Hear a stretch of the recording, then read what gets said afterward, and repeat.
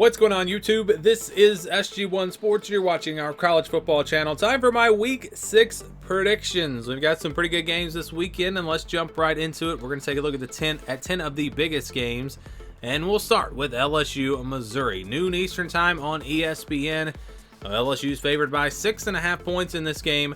You got LSU coming off of a tough loss to Ole Miss. You've got Missouri at 5-0, looking pretty good so far, but they haven't really been challenged. You know, I know the Kansas State game, that was a pretty good team that they played, and you give them a lot of credit for that. But I don't know if they played a team with especially the talent that LSU has. And so I think this is going to be a test for them. You look at LSU, and mentally, where are they going to be? Coming off of that loss to Ole Miss, playoff hopes really starting to go down the drain. They've already got 2 losses. It's going to take a lot for them to get there. So all those goals that they had now almost gone already. Of course, they can still win the West. They only have 1 conference loss. But where are they going to be at mentally? I look at the game against Mississippi State. That was a noon kickoff. That was on the road. They went into that game and completely dominated. And I think LSU bounces back here. Missouri, again, just from a talent standpoint, cannot match up to LSU. They've got some really good players, but top to bottom, it's just a better LSU team, an explosive offense that I think is going to score some points in this game. I think it's fairly close, but I'm actually going to go with LSU here, 34-20. I think their defense will play much better. Missouri, not exactly the type of offense that's going to score a ton of points, and so I think LSU is able to get it done. 34-20, my prediction here. Next, we've got Maryland versus Ohio State, noon Eastern time on Fox. Ohio State favored by 19.5. It seems like a lot of people think Maryland might have a shot in this game. If they were at home, maybe I would agree, but playing in Columbus, I just think it's going to be really tough for Maryland.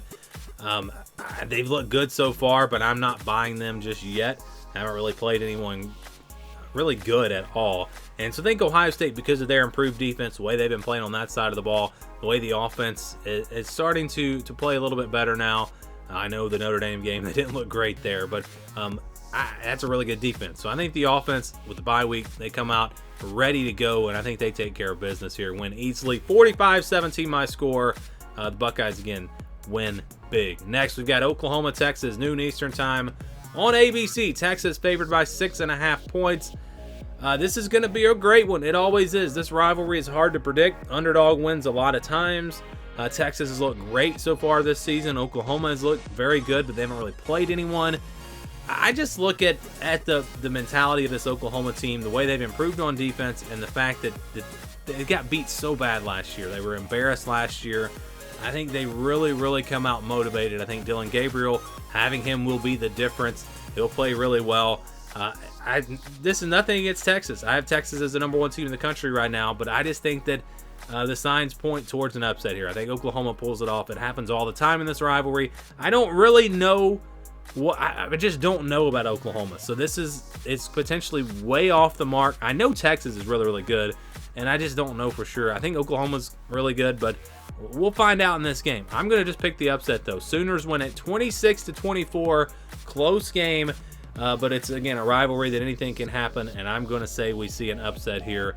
And the big reason why is just because the way Texas won last year, I just think that's going to have Oklahoma extra motivated for this one, and they pull off the win. Next, we've got Washington State, UCLA, 3 o'clock Eastern time on the Pac-12 Network. UCLA favored by 3.5. I was surprised by that. I actually thought Washington State would be favored, so I thought that I was going to be picking an upset here, but no, I'm going to pick the favorites here. I'm going to go with UCLA.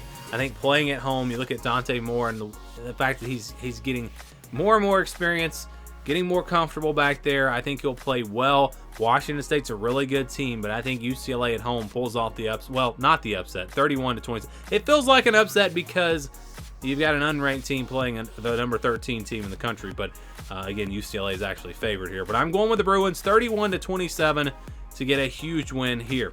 Next up, we got Syracuse, North Carolina, 3:30 Eastern time on ESPN. North Carolina favored by 8.5 points in this game. Syracuse coming off of a tough loss to Clemson. North Carolina playing at home, that's going to be big for them here. And again, this is a North Carolina team that's been a little bit different this year. Their defense has played better. They've not had these letdown games in spots. Well, the App State game, you could say that was a letdown if they were able to get the win there. The Pittsburgh game is a game where I thought they might have a letdown.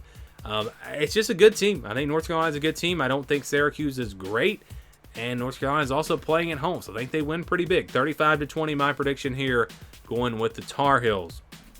Next up, we got Alabama, Texas A&M, 3:30 Eastern Time on CBS. Alabama favored by 2.5.